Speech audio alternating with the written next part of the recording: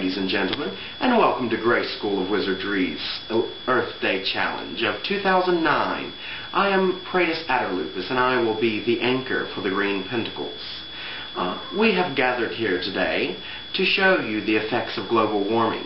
Global warming is not a belief, so it doesn't matter whether you believe in it or not. It is a fact. There is a difference in a religion and science.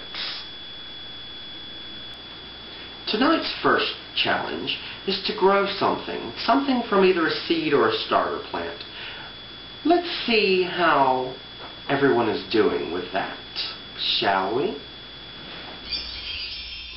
Good evening, this is Artemis Griffin Spellhawk.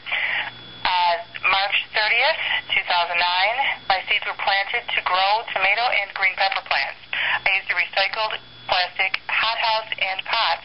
I placed them in the south window of my kitchen. April 3rd, 2009, the seeds have not yet sprung up. April 5th, 2009, no plants have yet appeared. April 7th, 2009, I stopped at Kirby's Farm Market today to see if they had any starts. They weren't yet open to the public. They won't open until May 10th-ish. Stacy gave me some starts, free of charge, once I explained what I was doing, as an Earth Day project for school only needed a few. She thought I meant a few dozen. I stated, no, really, only a literal few, as in 3 or 4. It was not only not a problem, but an instant can-do. The market throws the starts away when not needed. I now have 1 yellow tomato plant and several pepper plants. When I explained to the nice farm market lady that I had planted the tomato and pepper plants, but they weren't up yet, she stated, oh, you mean they haven't germinated? I replied, no germination, just dirt as far as the eye can see. I don't believe the seeds have even considered germinating yet. April 15th, 2009. I'm at a loss to explain it, but now I have 2 plants coming up in the hothouse in the kitchen window. Nice. Now I'll have a better garden for no money. Perhaps after I'm done with the cooking and the canning freezing, I can give some to my neighbors. Pictures have been forwarded to Praetus, who is putting together a slideshow film. April 17th, 2009. These plants are now growing nicely. The hothouse plants will have to divide. The sprouts look almost ready for transplanting, which is still about a month away for a New York planting. I believe that I now have 4 pepper plants and 3 tomato plants to put into the ground once it's warm enough. This seeding planting represents spring and that it is time for rebirth, as spring indicates. The plants began life slower than I would have liked, similar to spring in that often we are so tired of winter and long for the green of spring, the pop of colors, that it doesn't get her here nearly as quickly as we would like. Once it does, however, it is a welcome surprise. Task C1, grow something. Well, when I first decided to do this task, I felt very excited because I just received some unexpected seeds in the mail that very day. I promptly planted them and set them on my balcony to get going.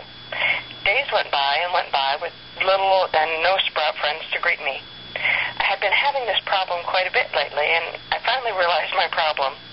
Since I had grown up in Ohio, I understood that in Ohio you should keep your seeds in nice warm soil to get them going.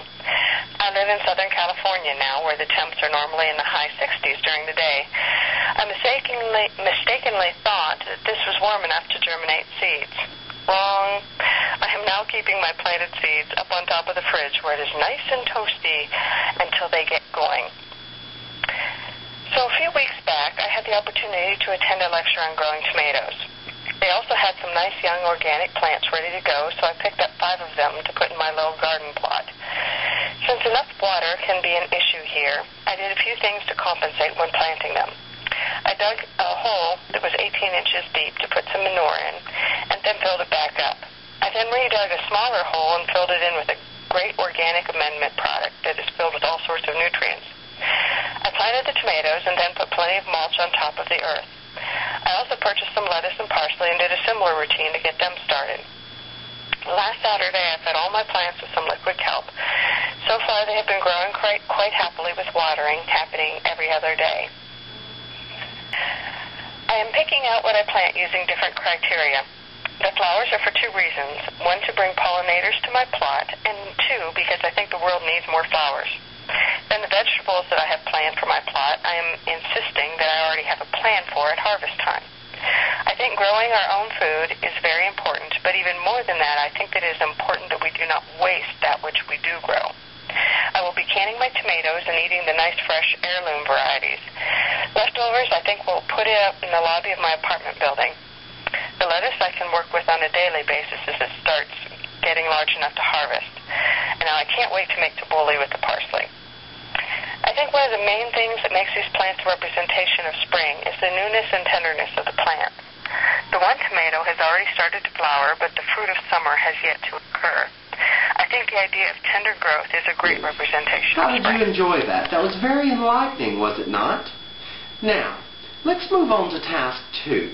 Task 2, we had to actually calculate our effects on the earth, and quite a few of us participated in this. Please look and see maybe if you could go to these websites and see what you can change to lower your impact on the earth.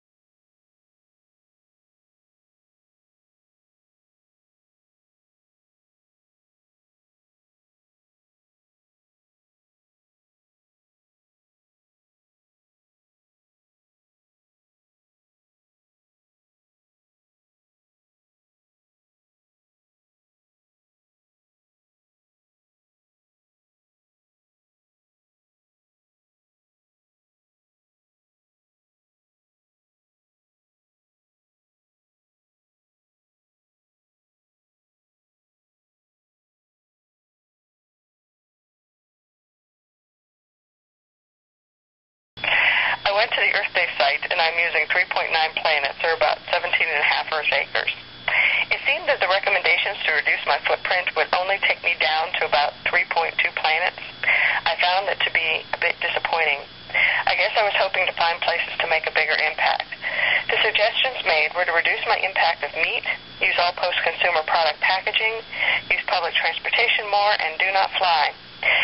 I know that any reduction is a step in the right direction and that it sends a global message about our need to reduce our footprint. I just want a little footprint that makes a big statement, gosh darn it.